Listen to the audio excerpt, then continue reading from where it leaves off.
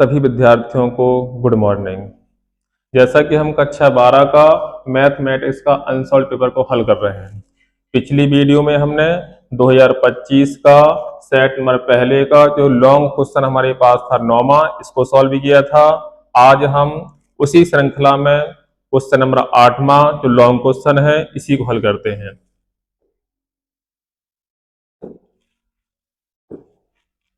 जैसा कि हमारे पास क्वेश्चन दिया गया है 8वें का सिद्ध कीजिए दी गई तिर्यक ऊंचाई और महत्तम आयतन वाले शंकु का अर्धशीर्ष कोण tan इनवर्स √2 होता है। ये सिद्ध करना है। ये जो क्वेश्चन जो हमारे पास है उच्च श्रेणी के अनुप्रयोग का क्वेश्चन है और ये हमारे पास very very most important question है जो बोर्ड पेपर में अधिकांशतः आता रहता है। तो आज हम इसको सीखेंगे बहुत ही अच्छी प्रकार से, बहुत ही अच्छे सरल तरीके से। तो देखो जैसे ध्यान दो, उसमें एक बार हम सवाल फिर से पढ़ते हैं। सिद्ध कीजिए दी गई तिर्यक ऊंचाई। तो हमारे पास तिर्यक ऊंचाई दी गई है, महत्तम आयतन वाले शंकु का अर्धशीर्ष कोण tan इनवर्स √2 होता है। तो सबसे पहले तो हम ये जान लेते हैं कि इन सवालों को हल करने का मेन श्रेय क्या है। सबसे पहले हम ध्यान देते हैं क्या हमारे पास दिया गया है, दी गई तिर्यक ऊंचाई। तो जो दिया जाता है वह हमारे पास कांस्टेंट होता है, उसका कभी अवकलन नहीं होता, अर्थात वो अचर माना जाएगा। फिर इसके बाद महत्तम आयतन वाले शंकु का अर्धशीर्ष कोण, मतलब महत्तम आयतन, शंकु का आयतन महत्तम है, जिसका हमारे पास महत्तम आ जाए या न्यूनतम आ जाए हमें उसी का अवकलन करना है। तो अवकलन करते समय ये ध्यान देना है कि केवल हमारे पास एक चर होना चाहिए। अगर हमारे पास दो या दो से अधिक चर हैं तो हमारे पास जो रिलेशन दिया आएगा उसकी सहायता से हम उनका विलोपन कर लेंगे। तो सबसे पहले हमें क्या करना है, जो तिर्यक ऊंचाई दी गई है इसे कांस्टेंट मानना है, जिसका हमारे पास आयतन महत्तम या न्यूनतम दिया जाए उसका अवकलन करना है। अवकलन करते समय केवल हमारे पास एक चर होना चाहिए, शेष हमारे पास कांस्टेंट होना चाहिए। तो इसको हम क्या करते हैं, दिए हुए संबंध के आधार पर हल कर लेते हैं। तो ध्यान दो, इसमें सबसे पहले हमारे पास शंकु, तो हम इसमें एक शंकु बनाएंगे।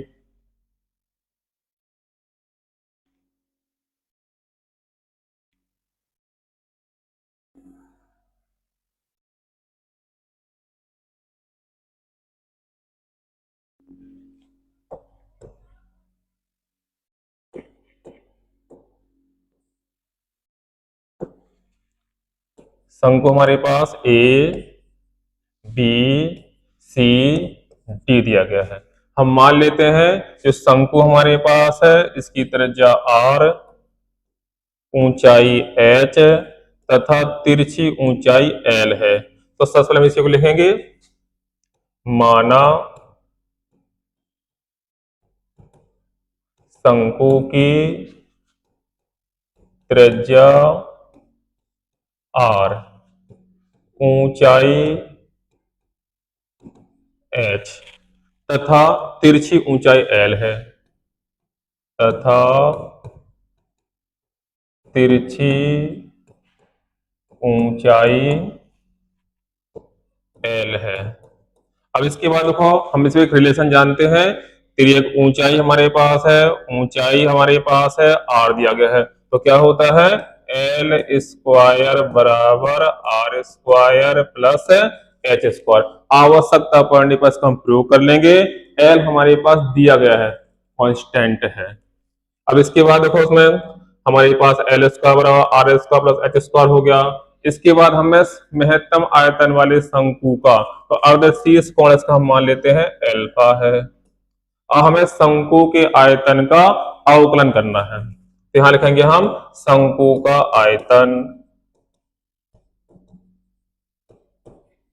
शंकु का आयतन क्या होता है, v इक्वल 1/3 पाई r स्क्वायर h। अब ध्यान दो, उसमें हमें शंकु के आयतन का अवकलन करना है, तो 1/3 पाई कांस्टेंट है, r स्क्वायर और चर हमारे पास है, मतलब r और h हमारे पास जो दिया गया है ये चर दिए गए हैं। तो इन चरों में किसी एक चर का विलोपन करना है, चाहे तो हम r का विलोपन कर सकते हैं, चाहे तो हम h का विलोपन कर सकते हैं। तो इसके विलोपन के लिए अगर हम h का विलोपन करेंगे तो थोड़ा सा सवाल हार्ड हो जाएगा। हमें ध्यान देना है कि सवाल किससे साधारण सिंपल लग जाएगा। तो सबसे देखो हमारे पास आर स्क्वायर दिया, एच दिया, तो किसी एक का अवलोकन करना है तो हमारे पास इसके लिए एक समीकरण दिया गया है। मान लीजिए समीकरण नंबर पहला, तो हम इससे आर स्क्वायर की वैल्यू निकाल करके इसमें रखेंगे, तो हमारे पास एल कांस्टेंट है, एच हमारे पास चर दिया गया है, रख दो इसमें। तो v बराबर 1/3 पाई, आर स्क्वायर की वैल्यू इससे निकालेंगे तो L square minus H square into H. अब इसी का हमें करना है अवकलन करना है।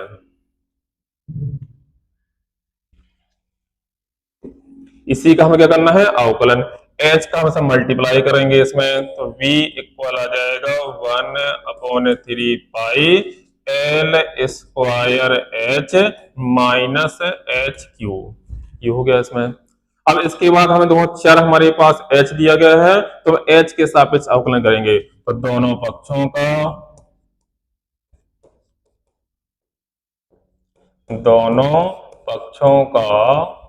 h के सापेक्ष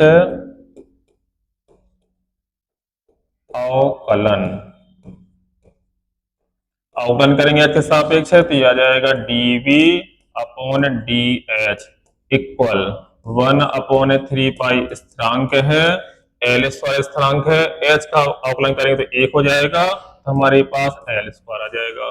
फिर इसके बाद h की घात 3 हमारे पास दिया गया है, इसका अवकलन करेंगे h के सापेक्ष है, 3 आगे आ जाएगा, 1 कम हो जाएगा, तो 3h स्क्वायर हो गया। तो ये हमारे पास एक बार अवकलन हो गया। उच्चिष्ट निम्नलिखित के सवालों में हम 2 बार अवकलन करते हैं, तो एक बार हमारे पास हो गया, दोबारा करेंगे तो पुनः h के सापेक्ष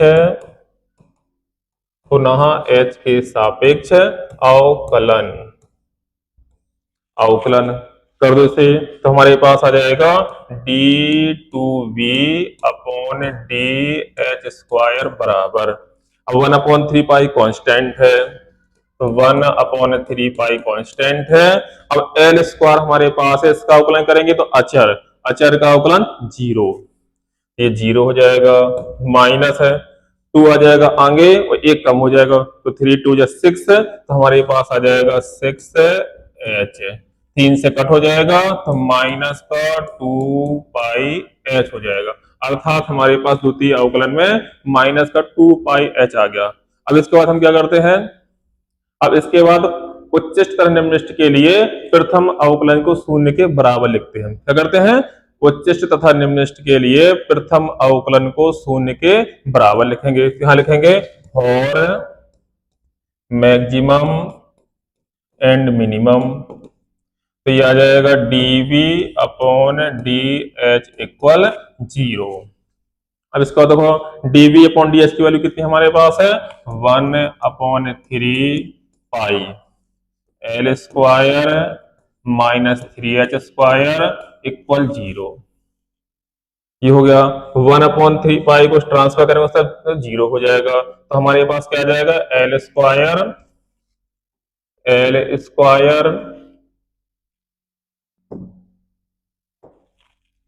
हमारे पास आ जाएगा एल स्क्वायर माइनस का 3h स्क्वायर इक्वल 0, अर्थात एल स्क्वायर बराबर आ जाएगा 3h स्क्वायर, ये हो गया। तो हमारे पास एल ओ एच में संबंध आ गया, इसमें आ गया एल ओ एच में।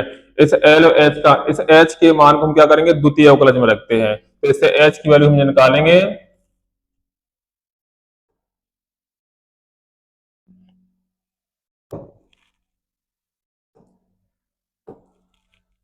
एच की वैल्यू निकालेंगे तो हमारे पास आ जाएगा H equal L square upon 3, मतलब एच स्क्वायर बराबर एल स्क्वायर अपॉन 3, तो एच की वैल्यू हमारे पास आ जाएगी एल अपॉन √3। इस मान को हम द्वितीय अवकलज में रखते हैं, किसमें रखते हैं द्वितीय अवकलज में, तो द्वितीय अवकलज हमारे पास दिया गया d2v upon D H square equal minus 2 पाई, एच की वैल्यू हमारे पास एल अपॉन √3, ऋणात्मक आ रहा तो यहां लिख सकते हैं अतः आयतन उच्चिष्ट है। आयतन कैसा हमारे पास है उच्चिष्ट हो गया, तो ये सिद्ध हो गया इसमें। अब एक चीज और निकालनी है इसमें, इसका जो अर्ध शीर्ष कोण होगा tan 1 √2 होगा, तो अर्ध शीर्ष के लिए हमारे पास ये दिया गया है। तो एक त्रिभुज हम लेंगे, त्रिभुज ए डी सी में, तो क्या निकालना है, tan इनवर्स √2। हम जानते हैं tan बराबर होता है लंब बटे आधार, तो लंब बटे आधार अर्थात एच और आर में संबंध चाहिए। तो हमारे पास वो क्या दिया गया है, एच और आर में संबंध चाहिए, तो हमारे पास संबंध दिया गया एल और एच में दिया गया है। इस एल के मान को हम समीकरण नंबर 1 में रख देंगे। इसमें रखेंगे समीकरण, तो हमारे पास जो रिलेशन आ जाएगा वो आर और एच में हो जाएगा। तो समीकरण 1 में एल स्क्वायर का मान, समीकरण 1 में एल स्क्वायर का मान कितना आ जाएगा, एल स्क्वायर वैल्यू कितनी है, 3h स्क्वायर इक्वल क्या था हमारे पास, R square plus H square दिया गया है। L square equal R square plus H square, हो गया। इसको ट्रांसफर करेंगे हम, तो 3h square minus H square equal R square अर्थात 2h square equal R square. अब दोनों पक्षों का वर्गमूल लेंगे, इसमें दोनों पक्षों का वर्गमूल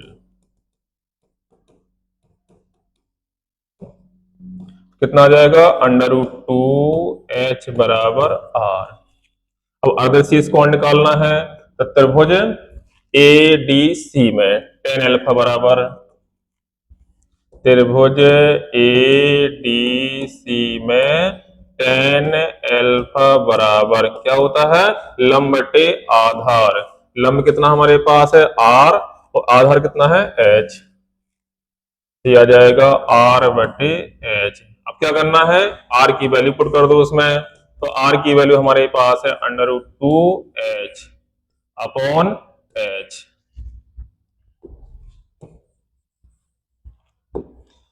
तो आर की वैल्यू कितनी है, √2h अपॉन एच, एच से एच कट जाएगा, तो हमारे पास आ जाएगा एल्फा इक्वल tan इनवर्स √2।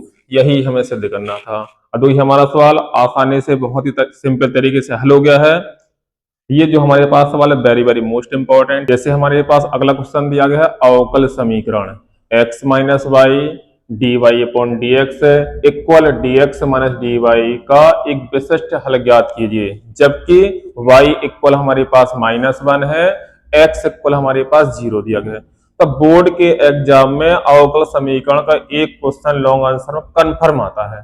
तो अवकल समीकरण सीखना में अत्यंत आवश्यक है, क्या है हमसे अत्यंत आवश्यक है। तो ध्यान दो उसमें, तो अवकल समीकरण का हमारे पास क्वेश्चन दिया गया है, इसको हल करते हैं। तो क्या क्वेश्चन दिया गया है, हमारे पास दिया गया है x minus y d y plus d x equal d x minus d y.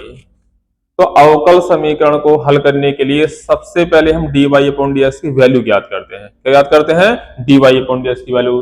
तो सबसे पहले तो dy अपॉन dx की वैल्यू ज्ञात करनी है, तो हम क्या करेंगे, dy का मल्टीप्लाई करेंगे और dx का मल्टीप्लाई करेंगे। जब dy का मल्टीप्लाई करेंगे तो x minus y into d y plus d y x से करेंगे इसमें, तो x minus y into d x equal हमारे पास आ जाएगा dx माइनस dy। तो समझ में आ गया होगा, dy से मल्टीप्लाई करेंगे तो x minus y into d y plus है तो प्लस आ जाएगा, dx से मल्टीप्लाई करेंगे तो x minus y into d x equal dx minus dy।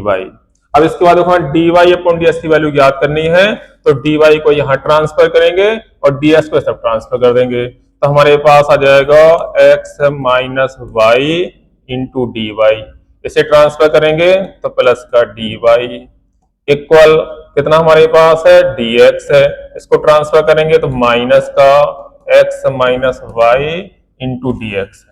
इसमें dy कॉमन लेंगे इसमें, तो हमारे पास बचेगा x minus y plus 1 d y equal, इसमें dx कॉमन लेंगे तो हमारे पास बचेगा 1 माइनस का मल्टीप्लाई करेंगे तो minus x plus y into d x, इतना हो गया। अब डी वाई अपॉन इस वैल्यू याद करनी है, तो डी एक्स को यहां ट्रांसफर कर देना है, इसे यहां ट्रांसफर कर देंगे। ये d y upon d x equal 1 minus x plus y upon x minus y plus 1। अब इसके बाद देखो dy अपॉन डी एक्स की हमारे पास वैल्यू प्राप्त हो गई है। अब इसमें जो हमारे पास जो समीकरण जो दिया गया अवकल समीकरण, ये समघाती है। समघाती समीकरण क्या करते हैं, अब इसमें एक्स और वाई अलग अलग नहीं हो रहे हैं, तो उनके एक साथ हम मान लेते हैं। अब यहाँ x प्लस वाई है, यहाँ x माइनस वाई है, तो इसमें अगर हम x माइनस कॉमन ले लेंगे तो ऐसा ही बन जाएगा। तो क्या करना है, माइनस कॉमन लेना है। तो dy upon d x equal 1 minus common लेंगे तो x minus y upon x minus y plus 1, ऐसा बन गया ये। अब इसके बाद देखो x माइनस वाई ऊपर दिया गया है, x माइनस वाई नीचे दिया गया है, इनका हमें विलोपन करना पड़ता है, एक चर बनाना होता है। तो हम क्या करते हैं, इस समीकरण हम मान लेते हैं। हम क्या करते हैं, मान लेते हैं। माना x माइनस वाई इक्वल कोई भी चर मान लेंगे, जैसे हम मान लिया x minus y equal u, या v मान लो इसमें, जैसे हमने v मान लिया गया इसमें। अब इसका क्या करना है, अवकलन करके हमें dy अपॉन dx का मान निकालना है, अर्थात इसका x के सापेक्ष अवकलन करेंगे तो x का अवकलन 1 हो जाएगा, इसका करेंगे तो dy अपॉन dx हो जाएगा इक्वल dv अपॉन dx हो गया। समझ में आ गया होगा। अब इसको तो dy अपॉन dx की वैल्यू चाहिए है ना, ये तो dy अपॉन dx की वैल्यू चाहिए है, तो उसको यहाँ ट्रांसफर कर दो, इसे यहाँ दिया जाएगा 1 minus dv upon dx equal dy upon dx। इस dy अपॉन dx की वैल्यू इस हम समीकरण 1 मान सकते हैं, तो समीकरण 1 में रखेंगे और साथ में x माइनस वाई की वैल्यू भी रखेंगे। तो समीकरण 1 से क्या करना है, dy अपॉन dx के स्थान पर, dy अपॉन dx के स्थान पर 1 माइनस dv अपॉन dx रखना है। तो 1 minus dv upon dx equal, अब 1 तो 1 आ जाएगा, माइनस को वैल्यू क्या है v, तो v 1 minus v upon v plus 1, तो v प्लस 1।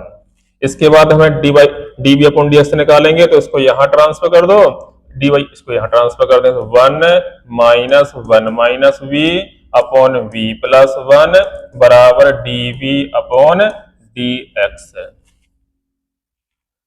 अर्थात हमारे पास dv अपॉन dx की वैल्यू आ जाएगी 1 minus v upon v plus 1। तो क्या लिखेंगे इसे हम, dv अपॉन dx है, dv अपॉन dx इक्वल कितना हमारे पास है 1 minus v, 1 minus v upon v plus 1। इसे सॉल्व करना है तो हम एलसीएम ले लेंगे, इसका एलसीएम कितना आ जाएगा v प्लस 1, 1 के नीचे 1 लिख सकते हैं, वैल्यू पुट करेंगे तो v प्लस 1 माइनस माइनस से प्लस का v, 1 से ये 1 कट हो जाएगा, तो dv upon dx equal v और v को जोड़ेंगे 2v अपॉन v प्लस 1। अब क्या करना है, dv को v की तरफ ट्रांसफर करना है, तो ट्रांसफर कर दो उसमें, तो ये हमारे पास इस तरफ आ जाएगा, ये इस तरफ पहुंच जाएगा, तो यहाँ पास v plus 1 upon 2v into dv बराबर dx है। अब दोनों पक्षों का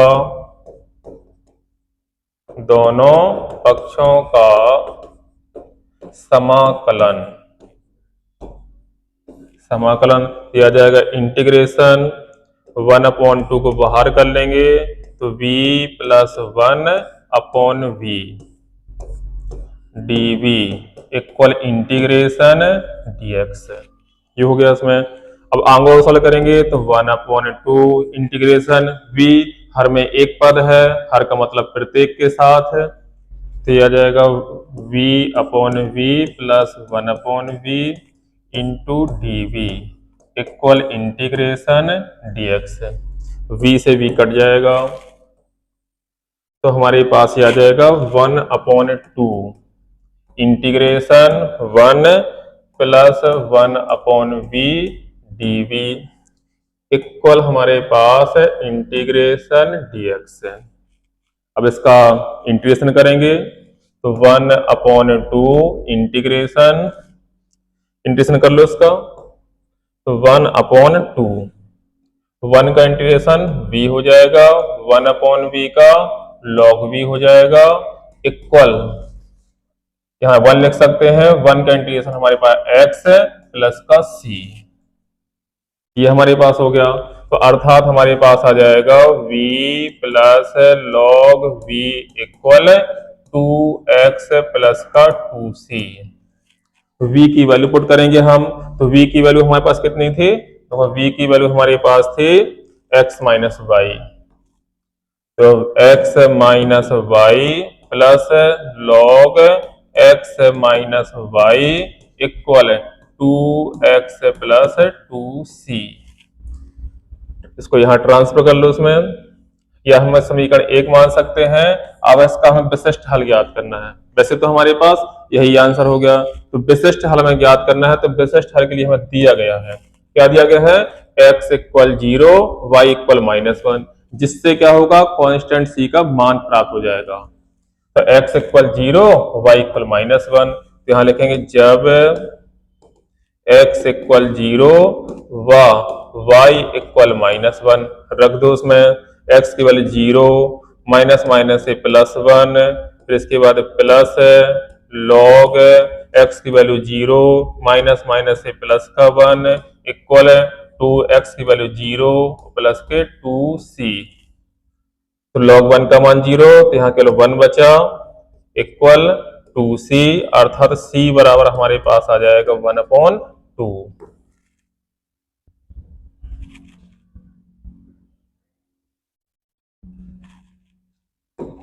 1/2। अब क्या करना है, समीकरण 1 में हमें c की वैल्यू पुट कर देना है। तो समीकरण 1 से तो x minus y plus log x minus y equal हमारे पास है 2x प्लस 2c की वैल्यू हमारे पास 1/2, 2 से 2 कट जाएगा, तो कितना हमारे पास आ जाएगा ये,